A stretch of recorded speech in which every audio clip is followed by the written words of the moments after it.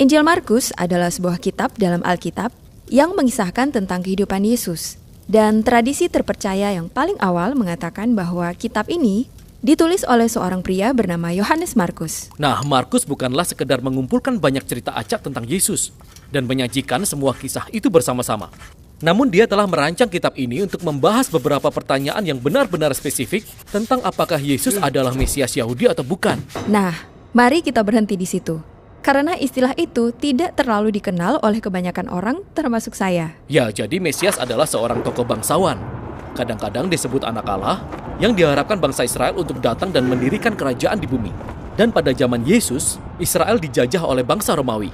Sehingga banyak orang Yahudi mengharapkan kedatangan seorang Mesias yang akan menggulingkan bangsa Romawi dan memerintah sebagai raja. Tetapi Yesus tidak menggulingkan bangsa Romawi.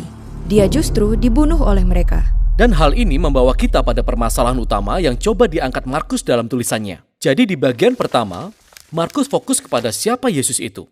Apakah dia benar-benar Mesias? Kemudian di bagian kedua, dia menjelaskan bagaimana Yesus menjadi Raja Mesianik. Dan bagian tengah kitab ini merupakan kisah penting yang menghubungkan kedua bagian itu. Dan Yesus menjawab kedua pertanyaan ini. Oke, mari kita bahas bagian pertama dari kitab ini tentang siapa Yesus itu.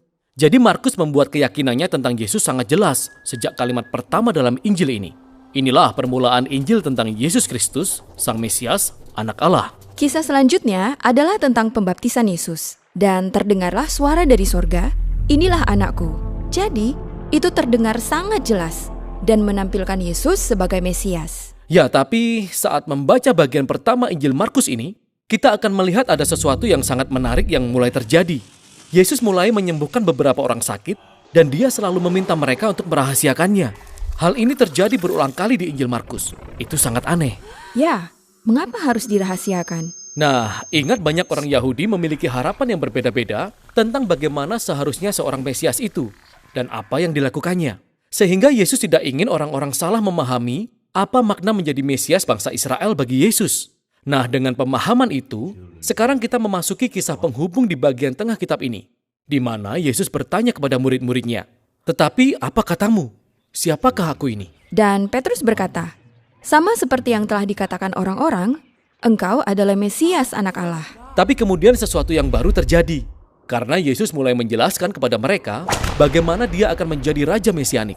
Dan itu tidak sesuai dengan harapan mereka. Yesus berkata bahwa dia akan menderita dan mati, dan memerintah dengan menjadi hamba. Atau dalam kata-katanya, anak manusia datang bukan untuk dilayani, melainkan untuk melayani dan untuk memberikan nyawanya menjadi tebusan bagi banyak orang. Petrus sangat terkejut dengan semua ini. Dan dia menegur Yesus karena tidak mungkin dia membiarkan Yesus mati. Dan Yesus menjawab, "Enyahlah iblis." Itu sungguh kata-kata yang tajam. Ya, benar.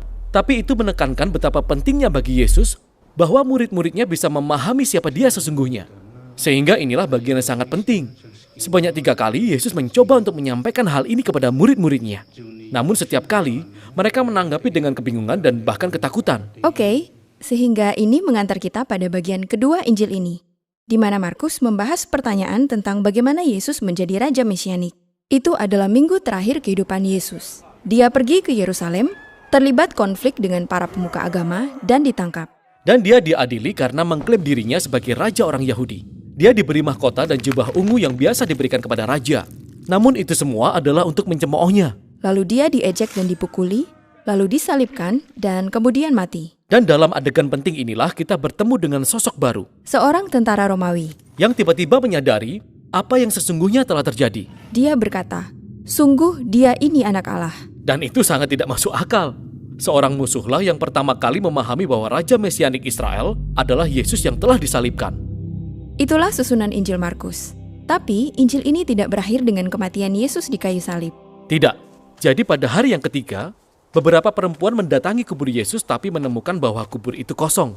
Lalu tampaklah di sana seorang malaikat yang menyuruh perempuan-perempuan itu untuk pergi dan menceritakan kabar baik bahwa Yesus telah bangkit dari kematian. Namun mereka malah lari dan tidak mengatakan apapun karena mereka sangat ketakutan, dan itulah akhir dari Injil Markus. Sungguh sebuah akhir yang menggantung. Ya, itu sebuah akhir yang tak disangka-sangka, yang membuat juru tulis Injil ini kemudian menambahkan bagian penutup dari kisah ini. Dan kita bisa menemukan kisah itu dalam Alkitab dengan sebuah catatan kaki yang mengatakan bahwa bagian penutup Injil ini baru ditambahkan beberapa waktu kemudian. Tapi Markus adalah seorang penulis yang cerdas. Dia dengan sengaja mengakhiri tulisannya secara tiba-tiba. Jadi, begitulah rangkaian kisahnya. Murid-murid yang bingung dengan rencana Yesus untuk menyerahkan nyawanya, kisah di bagian pertengahan, dan lalu di bagian penutup. Sepertinya Markus sedang menyatakan betapa mengejutkannya pernyataan ini. Dan Markus ingin kita, para pembaca, untuk menggumulkannya sendiri. Apakah Yesus yang disalibkan ini benar-benar Mesias yang dinanti-nantikan?